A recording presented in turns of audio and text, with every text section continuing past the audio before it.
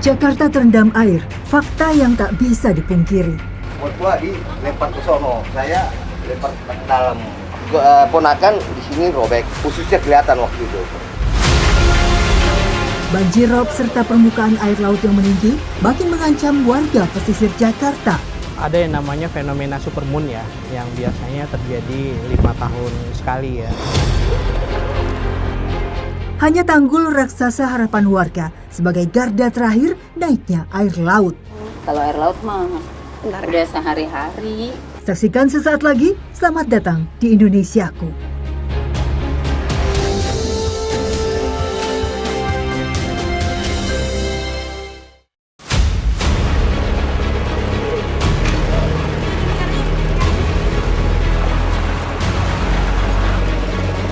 Jakarta sudah berkali-kali diperingatkan adanya kemungkinan untuk tenggelam.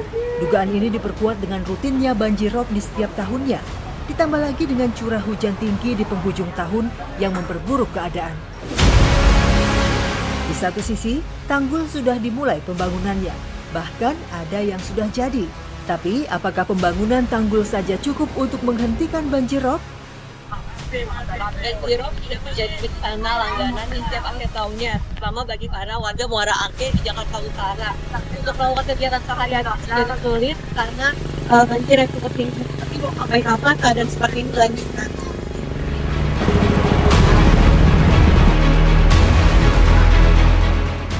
Keadaan banjir rob yang sudah berlangsung selama 2 bulan membuat warga Muara Angke, Jakarta Utara resah.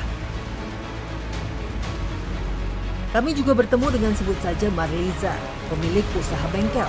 Sejak terjadinya banjir rob, Bu Marliza merasakan kerugian yang sangat besar.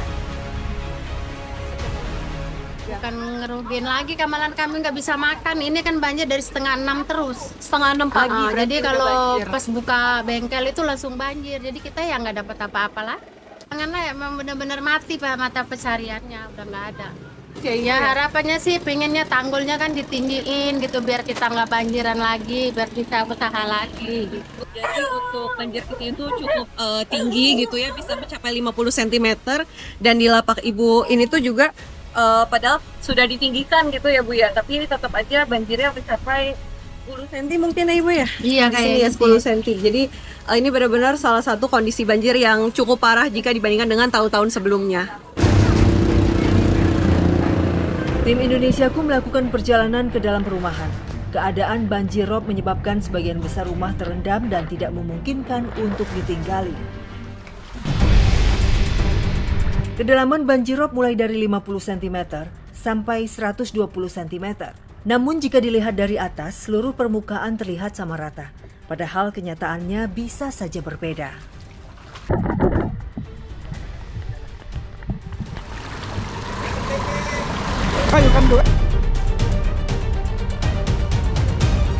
Jadi baru saja saya terperosok karena di pinggir sana ternyata adalah got. Tapi karena banjirnya ini sangat tinggi ya, jadi saya sini juga tidak terlihat kalau di sini tuh ada got ini, makanya baju saya sampai basah semua.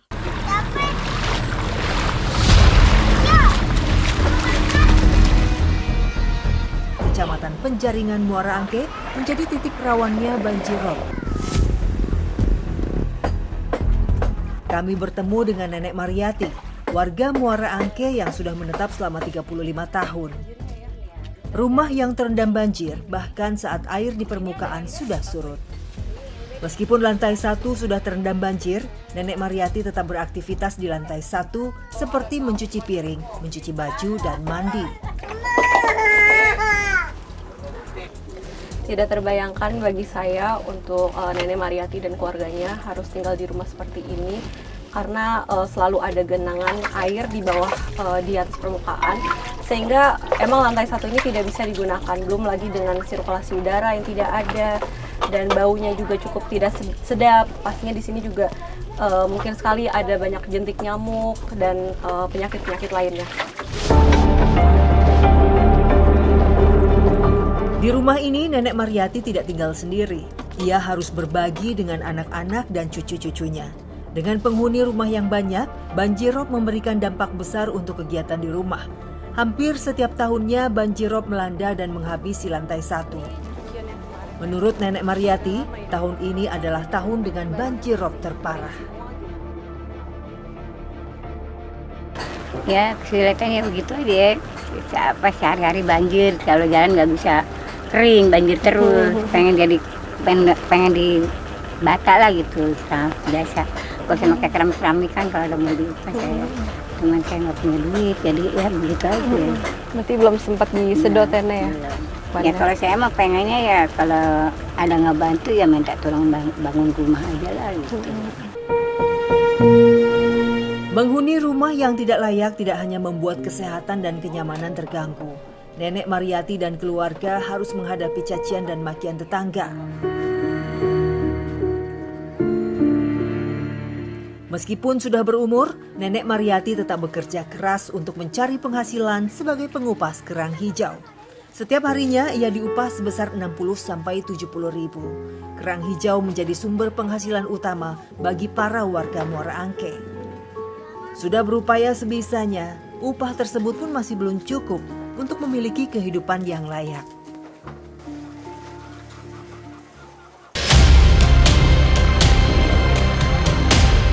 Tidak hanya tempat tinggal, warga memiliki kesulitan untuk melakukan mobilisasi.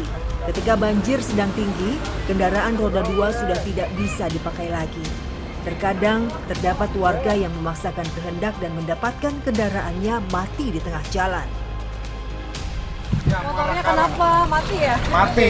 Karena ini kerendam air atau gimana? Iya, banjir. Dari mana Pak mogoknya? Sana. Udah coba dinyalain lagi tapi Udah nggak bisa. Nggak masuk air. Kesehatan menjadi permasalahan utama yang memprihatinkan warga Muara Angke. Perpaduan antara luapan air laut yang kotor dan sampah yang berserakan cukup untuk membuat warga terserang penyakit. Sehingga apa? Sehingga banyaknya anak-anak yang memanfaatkan air kotor, ya air kotor ini untuk tempat berenang.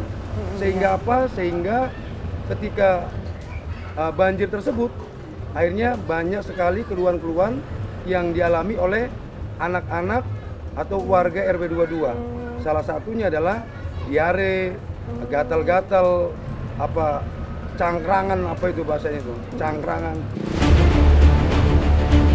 Bencana banjir rob sudah mengambil perhatian berbagai instansi pemerintah.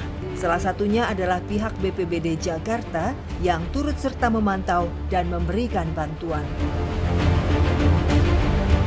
Yang pertama adalah ini ada yang namanya fenomena supermoon ya, yang biasanya terjadi 5 tahun sekali ya, dan ini kejadian kemarin di bulan Desember. Kemudian yang kedua adalah fenomena pemanasan global.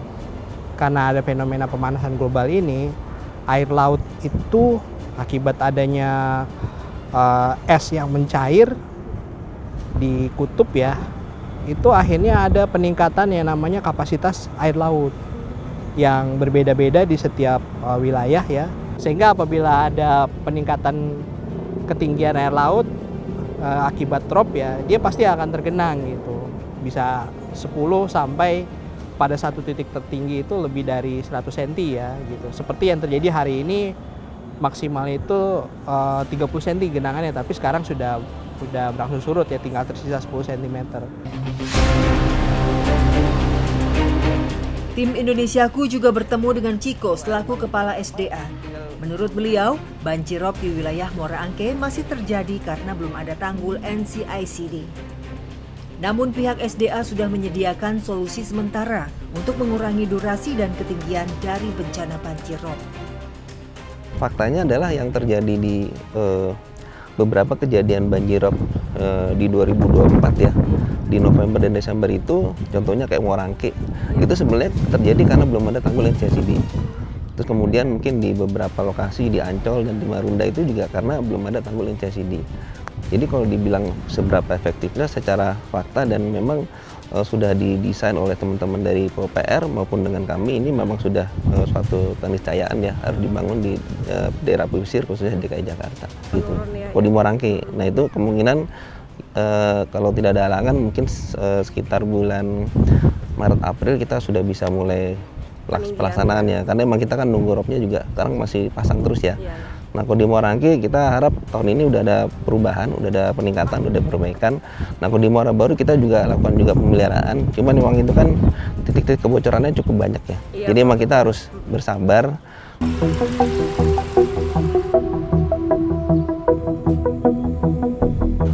Tanggul ini rubuh, Pak. Oh, tanggul ini Pak. rubuh. Ya, Ha. rubuh. Langsung air Ke dalam gitu ya. Limpa saya di sini, Pak.